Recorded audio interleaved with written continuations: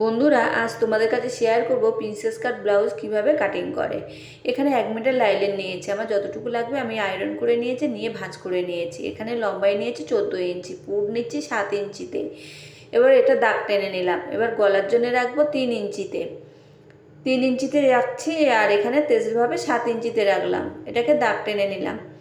এবার গলার জন্য যেটা রেখেছি সেটাকে দাগ টেনে নেবো এইভাবে, আর পুটে যেটা রেখেছি সেটাও দাগ টেনে নেবো। আর এটা যেহেতু ডাবল ভাঁজ করা আছে, 7 ফুট 7 ইঞ্চিতে নিয়েছি, তাহলে ডাবল ভাঁজ সিঙ্গেল হলে 14 ইঞ্চি হবে। আর এদিকে 3 ইঞ্চিতে 3 ইঞ্চিতে দাগ দিলাম।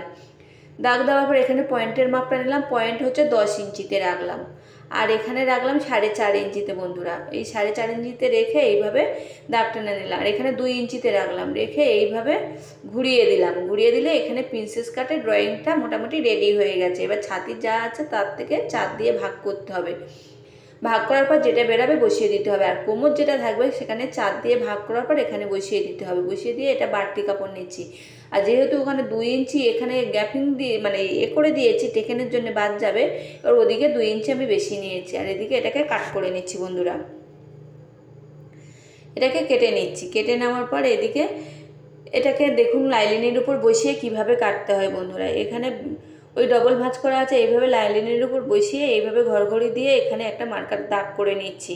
আর এখানে যেটা একটু বাড়তিভাবে দেখছো তোমরা, এটা হচ্ছে তালপাট। বন্ধুরা, তালপাটের দাগটা দিইনি। আর এদিকে গলা, সামনের গলার ডিজাইনটা একবারে কেটে বের করে নেবো লাইলিনের উপর দিয়ে। দেখুন সামনের গোল গলা হবে।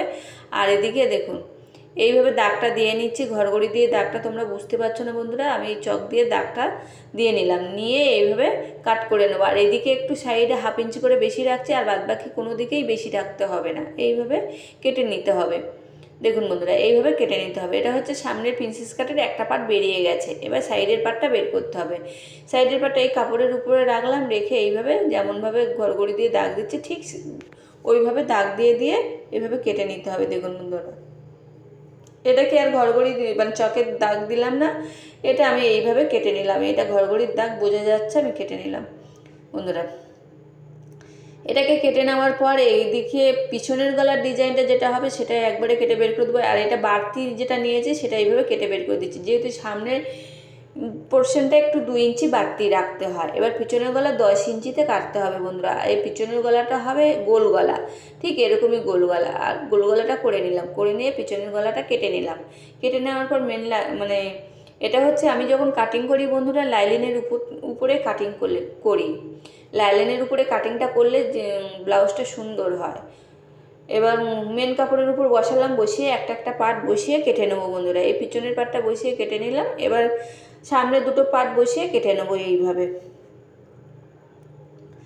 দেখুন বন্ধুরা, এইভাবে দুটো পার্ট বসিয়ে কেটে নিয়েছি। আর বাড়তি কাপড়গুলো যখন সেলাই করবো তখন কেটে বাদ দিয়ে দেবো। আজকের ভিডিওটা কেমন লাগলো বন্ধুরা, যদি ভালো লেগে থাকে প্লিজ কমেন্ট করতে ভুলবেন না। আর পাশে যেমন আছেন এইভাবে পাশে থাকবেন।